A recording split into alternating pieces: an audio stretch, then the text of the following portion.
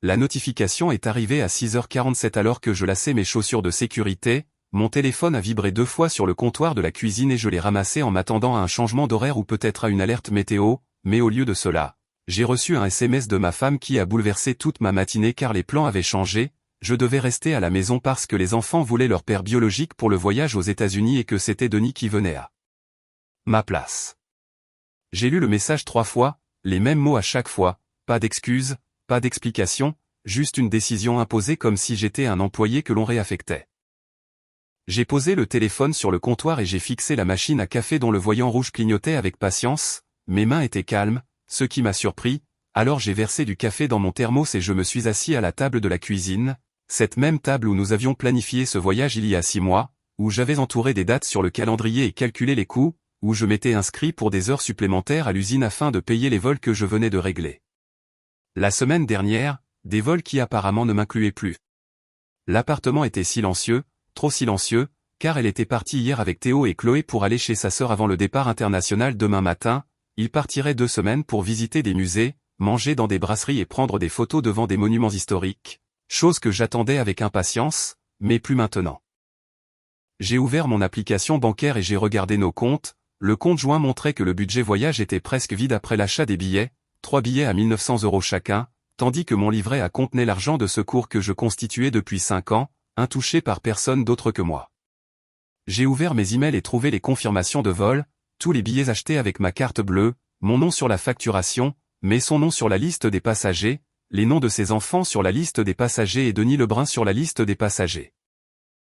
Je n'avais jamais rencontré Denis, il était parti bien avant que j'entre dans le tableau et avait réapparu il y a 6 mois à la remise de diplôme de Théo, tout sourire et grande tape dans le dos comme s'il avait été là tout le temps. Ma femme avait appelé ça tourner la page. Moi j'appelais ça par son vrai nom mais j'étais trop poli pour le dire à voix haute. Je me suis levé et j'ai marché jusqu'à la fenêtre. Le parking en bas se remplissait de gens partant au travail, un mardi matin normal où tout le monde avait un endroit où aller, et j'avais un poste à l'atelier de céramique industrielle qui commençait dans 40 minutes, production de carrelage, salaire stable, rien de glamour, mais j'avais pris ce travail il y a 8 ans quand nous avions besoin d'un revenu fiable, quand ses enfants avaient besoin de fournitures scolaires, de manteaux d'hiver et de quelqu'un pour réparer la voiture. J'ai sorti mon ordinateur portable et ouvert mes favoris. J'avais toujours été organisé avec les finances depuis que mon père m'avait appris à tenir des comptes, chaque paiement, chaque reçu, chaque prélèvement automatique. J'avais un dossier intitulé dépenses ménagères que j'ai ouvert pour voir 8 ans de documentation, les loyers payés depuis mon compte, les factures d'électricité à mon nom, l'assurance de sa voiture sur ma carte, les forfaits mobiles des enfants sur mon compte, les services de streaming, les box mensuelles, les abonnements à la salle de sport que je n'utilisais pas, tout cela remontant à la même source, moi. J'ai fait une liste, non pas parce que j'étais en colère, mais parce que j'avais besoin de le voir écrit, besoin de confirmer ce que je savais déjà, et quand j'ai fini, j'ai compté 42 dépenses mensuelles récurrentes que je couvrais seul, 42. Mon téléphone a vibré à nouveau, un autre SMS d'elle disant « Ne sois pas fâché, Denis veut créer des liens avec ses enfants, tu comprends ?» J'ai tapé 5 réponses différentes, je les ai toutes effacées et finalement j'ai juste écrit « Au bon voyage », sans rien ajouter d'autre, pas de questions, pas d'arguments, juste 2 mots et un point. Ensuite, j'ai appelé mon chef d'équipe pour lui dire que j'avais besoin de ma journée pour une urgence familiale, il n'a pas posé de questions. Je me suis rassis à la table de la cuisine avec mon ordinateur, mon téléphone et chaque document que j'avais sauvegardé au fil des ans. Je n'allais pas crier, je n'allais pas supplier, j'allais faire ce que j'aurais dû faire la première fois que je me suis senti comme un portefeuille sur pattes, j'allais gérer ça comme on gère tout ce qui a été construit sur de mauvaises fondations, soigneusement, méthodiquement et complètement. Le café dans mon thermos avait refroidi le temps que je finisse les 3 premiers appels, je n'avais rien remarqué, j'en avais 12 autres à faire avant le déjeuner. Le premier appel était pour la banque pour retirer une procuration, le conseiller a demandé s'il y avait un problème, j'ai dit aucun problème, je simplifie juste les choses, et elle a été retirée du compte en 4 minutes. Le deuxième appel concernait les services de streaming, Netflix, Canal+, Spotify Famille, j'ai tout résilié en regardant par la fenêtre de la cuisine les voitures quitter le parking, les scripts du service client étaient tous les mêmes me demandant pourquoi je résiliais et je répondais à chaque fois, je réduis les dépenses. Au 5e appel, je suis passé au forfait téléphonique, 3 lignes à mon nom, la mienne, la sienne et celle de Chloé, le représentant m'a expliqué que je pouvais suspendre les 2 autres lignes au lieu d'annuler, j'ai dit non, résiliez-les, il a confirmé que cela couperait le service immédiatement et j'ai dit, c'est exact. J'ai rouvert ma liste et continué avec l'assurance de sa voiture, celle que je payais depuis que la boîte de vitesse avait lâché il y a 3 ans. J'ai appelé l'agent directement qui me connaissait par mon nom car nous étions au lycée ensemble. J'ai dit salut, je dois retirer un véhicule de mon contrat. Il a demandé lequel, j'ai dit la Mazda. Il y a eu un silence puis il a demandé c'est la voiture de ta femme, non? Tu es sûr? J'ai répondu certain. Il a dit qu'il traiterait ça aujourd'hui et qu'elle devrait prendre sa propre assurance si elle voulait continuer à conduire. Je l'ai remercié et il a raccroché sans insister. Je suis allé dans la chambre et j'ai ouvert le placard, mes vêtements occupaient peut-être un tiers de l'espace, le reste était à elle, des robes achetées pour des dîners que j'avais payés, des chaussures coûtant plus cher que mes bottes de travail, je n'ai touché à rien, je suis juste resté là à regarder combien de place j'avais cédé sans m'en rendre compte. Mon ordinateur était toujours ouvert sur la table de la cuisine quand je suis revenu, j'ai sorti le bail de l'appartement, mon nom, ma signature, la sienne n'était nulle part car j'avais signé ce bail il y a 5 ans quand nous avions emménagé ensemble et qu'elle avait dit que son dossier de crédit n'était pas génial, me demandant si ça me dérangeait de gérer ça seule, ça me dérangeait mais j'avais été trop bête pour le dire. J'ai appelé l'agence immobilière et la gestionnaire, Madame Martin, a répondu à la deuxième sonnerie, j'ai dit que je devais discuter de mon bail car je comptais partir plus tôt, elle a sorti mon dossier et a dit vous êtes à jour jusqu'à la fin du mois prochain, comme c'est une zone tendue, si vous donnez votre préavis maintenant, nous pouvons commencer les visites, est-ce une mutation professionnelle? J'ai répondu quelque chose comme ça, elle m'a envoyé le formulaire de préavis par email.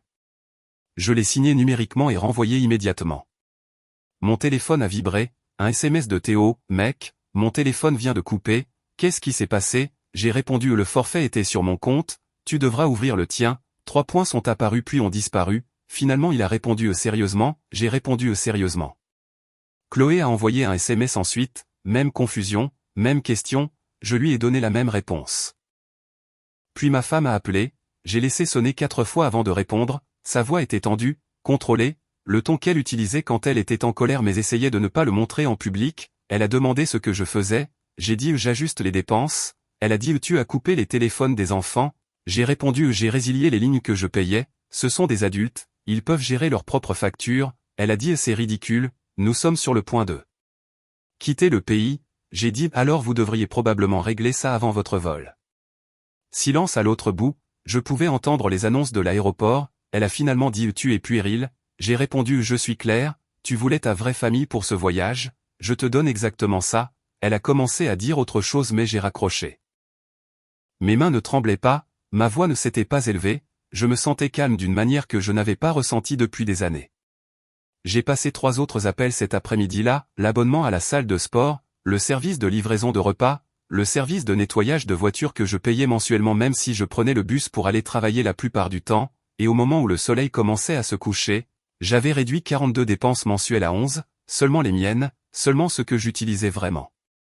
J'ai commandé un plat à emporter chinois au coin de la rue et je l'ai mangé à la table de la cuisine avec mon ordinateur ouvert en parcourant les documents, 8 ans à être la fondation sur laquelle tout le monde se tenait tout en prétendant que je faisais partie de la structure, mais plus maintenant. Mon téléphone est resté silencieux le reste de la soirée, plus de SMS, plus d'appels, tant mieux, j'avais du travail à faire demain, un travail plus important, le genre qui ne s'annule pas avec des excuses, le genre qui ferme les portes au lieu de les laisser entr'ouvertes. Le lendemain matin, j'ai appelé le cabinet d'avocats Moreau et Associés, recommandé par un collègue, la réceptionniste m'a passé Maître Moreau dont la voix était posée et directe, j'ai expliqué la situation en moins de 3 minutes, le SMS, le voyage, l'appartement à mon nom, les factures que je couvrais. Il a demandé si j'étais marié, j'ai dit oui, depuis 6 ans, concubinage avant ça, il a demandé pour les enfants, j'ai dit les siens, tous 2 adultes maintenant. Il est resté silencieux un moment, j'ai entendu des papiers remuer, il a demandé l'appartement est à votre nom uniquement, j'ai dit correct, bail et toutes les charges, il a dit alors vous êtes dans votre droit de donner congé, si vous prévoyez de vous séparer, je recommande de documenter chaque dépense couverte. Vous en aurez besoin si cela va au tribunal, j'ai dit c'est déjà fait, il a dit bien, appelez-moi si elle dépose quoi que ce soit, en attendant garder une trace de toutes les communications. 20 minutes plus tard, Madame Martin de l'agence immobilière a rappelé pour dire qu'elle avait déjà quelqu'un d'intéressé, un jeune couple muté pour le travail qui voulait visiter cet après-midi, j'ai dit que je serais là. Ils sont arrivés à 14 h, propres sur eux, professionnels, le genre de personnes qui paient leur loyer à temps, Ils ont visité l'appartement en posant des questions pratiques sur le chauffage et le parking sans demander pourquoi je partais. Le mari a dit on le prend, avant de partir et a demandé s'il pouvait emménager le 1er du mois. Madame Martin a confirmé que c'était possible. J'ai signé les papiers ce soir-là, résiliation du bail, transfert de caution, nouvelle adresse laissée en blanc, et l'appartement m'a semblé différent après ça, moins comme un foyer et plus comme une chambre d'hôtel où j'étais resté trop longtemps. J'ai commencé à faire mes cartons ce soir-là, je n'avais pas grand-chose, des vêtements, des équipements de travail, mon ordinateur, quelques livres, la plupart des meubles étaient là quand nous avons emménagé où elle les avait choisis, le canapé, la table à manger, la décoration, rien de tout cela n'était à moi. J'ai emballé mes affaires en 4 heures, tout tenait dans 8 cartons et 2 sacs de sport, et pendant que je faisais mes valises, je pensais au voyage qu'il faisait, au musée, au restaurant, aux chambres d'hôtel que j'avais aidé à payer. Je me demandais si Denis couvrait quoi que ce soit ou si elle avait supposé que je continuerais simplement à faire couler l'argent même après avoir été désinvité, probablement la seconde option. Mon téléphone a vibré, un SMS de Chloé, « Maman dit que tu es déraisonnable, peux-tu juste lui parler ?» Je me suis assis sur le bord du lit et j'ai répondu « Je lui ai parlé, elle a fait son choix, je fais le mien », elle a répondu « Tu vas vraiment jeter notre famille pour ça ?» J'ai fixé ce mot « famille » et j'ai écrit « Vous l'avez jeté quand vous avez choisi votre père biologique plutôt que l'homme qui a été là pendant 8 ans, j'accepte juste ce que vous avez déjà décidé », elle n'a pas répondu. J'ai continué à faire mes cartons, le lendemain j'ai conduit jusqu'à un garde-meuble à l'est de la ville, j'ai tout chargé sauf ce dont j'aurais besoin pour les 2 prochaines semaines, et quand j'ai fermé la porte du box, je me suis senti plus léger. Je me suis arrêté à la poste au retour pour faire suivre mon courrier, pas vers un autre appartement mais vers une boîte postale à 3 villes de là, à Vierzon, une petite ville industrielle avec un coût de la vie bas où j'avais repéré des emplois dans la manufacture, j'avais travaillé dans la céramique pendant 8 ans, je pouvais trouver quelque chose de similaire n'importe où. De retour à l'appartement, je me suis assis à la table de la cuisine une dernière fois, j'ai ouvert mon ordinateur et vérifié mon compte bancaire, mon épargne avait à peine été touchée, le compte joint était presque vide mais cela n'importait plus, j'ai transféré ce qui restait sur mon compte personnel et j'ai clôturé le compte joint entièrement. Mon téléphone a sonné, son nom sur l'écran, j'ai répondu, elle a dit la banque m'a appelé, tu as fermé notre compte, j'ai corrigé j'ai fermé mon compte, tu es libre d'ouvrir le tien, elle a dit c'est de la folie, nous sommes mariés, j'ai dit nous l'étions, au passé, tu recevras les papiers à ton retour, elle a demandé et quels papiers, j'ai dit les papiers du divorce, Maître Moreau s'en occupe. Silence, puis sa voix est revenue, tremblante maintenant, tu es sérieux, j'ai dit complètement, elle a demandé où vas-tu aller, j'ai dit ce n'est plus ton souci, elle a dit tu ne peux pas juste partir, j'ai répondu je le peux et je le fais, l'appartement est déjà loué à quelqu'un d'autre, tu as 2 semaines pour trouver où loger à ton retour, elle a crié tu nous mets à la rue moi et les enfants, j'ai dit je te rends à ta vraie famille, Denis peut aider, c'est ce que font les pères, et j'ai raccroché. L'appartement était calme à nouveau, j'ai regardé autour de moi une dernière fois, la cuisine où j'avais préparé le petit déjeuner pour des gens qui me voyaient comme un chéquier, le salon où j'avais regardé des émissions qui ne m'intéressaient pas pour leur faire plaisir, la chambre où je m'étais convaincu qu'être utilisé était la même chose qu'être aimé. Demain, je rendrai mes clés, ce soir, je dormirai mieux que je ne l'avais fait depuis des années. 2 semaines se sont écoulées en silence, j'avais déjà déménagé à Vierzon au moment où leur avion a atterri, une petite chambre meublée au-dessus d'une quincaillerie, loyer bon marché, à distance de marche de l'usine Bishop où j'avais décroché un emploi commençant lundi, même travail, meilleur salaire. Je ne lui avais pas dit où j'étais, je ne l'avais dit à personne. Le premier signe que les choses s'effondraient est venu des réseaux sociaux de Théo, il a posté une photo à l'aéroport avec la légende Home Sweet Home et 3 émojis confus, je n'ai pas aimé ni commenté. 1 heure plus tard, Chloé a posté depuis le parking pourquoi il y a un camion de déménagement devant notre immeuble, j'ai fermé l'application et préparé mon dîner, œufs et pain grillé, simple et à moi. Mon téléphone est resté calme jusqu'à 20h30, puis il a explosé, 17 appels manqués, 12 SMS, 3 messages vocaux, je les ai laissés s'accumuler pendant que je regardais les informations locales sur la petite télé de ma chambre. Finalement, j'ai vérifié les messages, le premier venait de ma femme « Appelle-moi maintenant », le second « Où es-tu » L'appartement n'est plus là, le troisième ce n'est pas drôle, rappelle-moi, le message de Théo était plus simple c'est quoi ce bordel, Chloé avait envoyé un paragraphe que je n'ai pas lu au-delà de la première ligne. Les messages vocaux étaient tous les mêmes, panique, colère, confusion, sa voix devenant plus aiguë à chaque fois, je les ai supprimés. À 21h15, elle a essayé d'appeler d'un numéro différent, j'ai répondu cette fois, elle a exigé où es-tu, j'ai dit ailleurs, elle a dit l'appartement a disparu, il y a des étrangers dedans, nos affaires sont partout, j'ai corrigé EVOS affaires, les miennes sont déjà parties, elle a dit, tu ne peux pas faire ça, j'ai dit je l'ai fait, elle a demandé où sommes-nous censés dormir, j'ai pris une inspiration et dit ce n'est plus mon problème, tu voulais impliquer Denis, c'est le père? Laisse-le gérer. Elle a marqué un temps d'arrêt et a dit il est parti, j'ai demandé quoi, elle a dit il est retourné à son hôtel il y a 2 jours et a dit qu'il avait du travail, il a juste disparu, j'ai failli rire, alors le gars qui a abandonné ses enfants une fois l'a refait, choquant.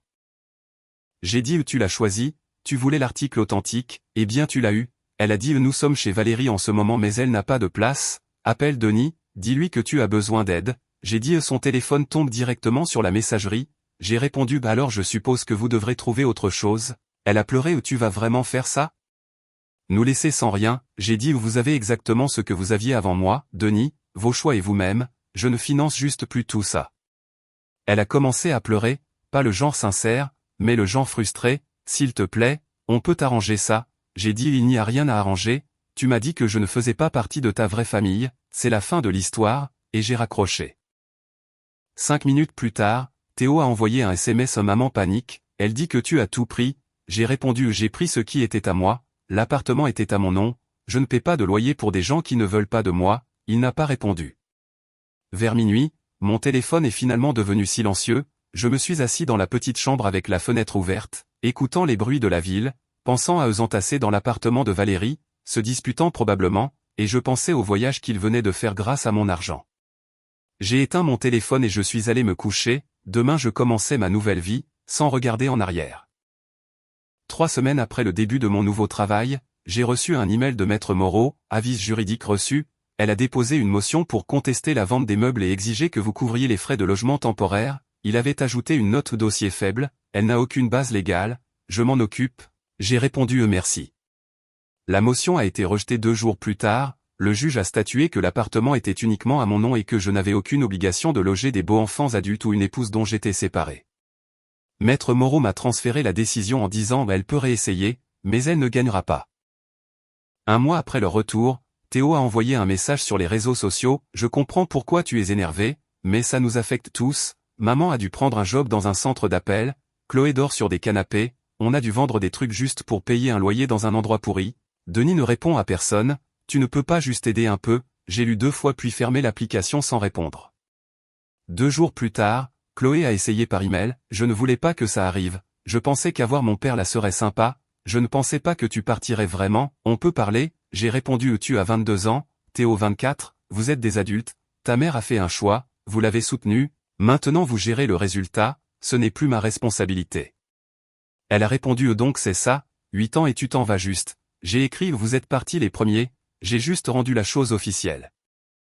Le travail me tenait assez occupé, les gars à l'usine Bishop étaient corrects, une équipe calme, un après-midi un collègue nommé Philippe m'a demandé si j'étais du coin, j'ai dit non, arrivé il y a 1 mois, famille, plus maintenant, il a hoché la tête et n'a pas insisté.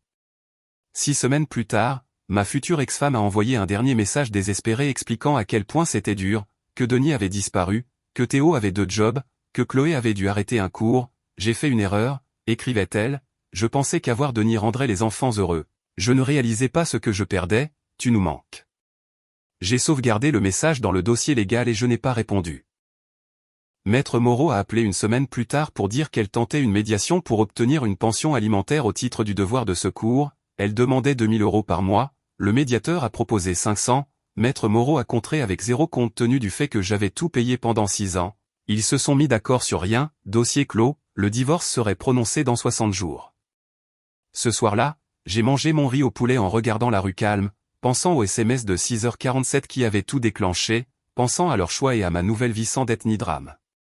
Quelque part dans le département, ils découvraient la vie sans quelqu'un pour payer l'addition, Théo avec ses 2 jobs, Chloé sur un canapé, mon ex au centre d'appel, et Denis fidèle à lui-même, tandis que moi j'étais libre.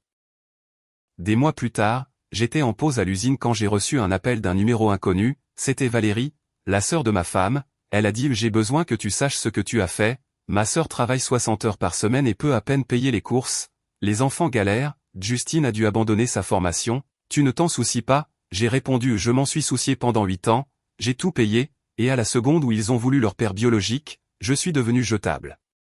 Donc non Valérie, je ne m'en soucie plus, Elle a fait un choix, pas une erreur. Elle a dit tu es froid, j'ai dit je suis clair, j'ai passé 8 ans à être chaleureux et généreux, ça m'a valu d'être désinvité d'un voyage que j'avais payé, donc j'ai fini d'être chaleureux, et elle a raccroché.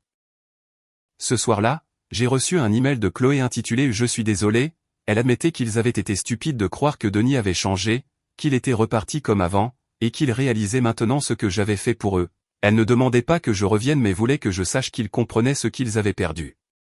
J'ai répondu Chloé, j'apprécie ton message, mais comprendre ce que tu as perdu ne change pas le fait que tu étais prête à le perdre, tu voulais ton père biologique, tu l'as choisi, et quand il a disparu, tu as appris qui il est vraiment, c'est une leçon difficile mais nécessaire, je ne suis plus en colère mais j'ai tourné la page, prends soin de toi. 2 semaines plus tard, le divorce a été finalisé, j'ai signé les documents numériquement, sans cérémonie. Ce week-end-là, je suis allé dans un parc naturel près de Vierzon, j'ai marché sur un sentier et je me suis assis près d'un étang, pensant à l'homme que j'étais il y a 4 mois, à l'appartement que j'avais laissé, et à la vie que j'avais maintenant, petite, calme, simple. 1 mois après le divorce, j'ai croisé Philippe de l'usine à la quincaillerie, il a demandé si je m'installais bien, j'ai dit oui, mieux que bien, il a dit tu as l'air différent de quand tu es arrivé, j'ai dit plus léger, il a dit c'est ça.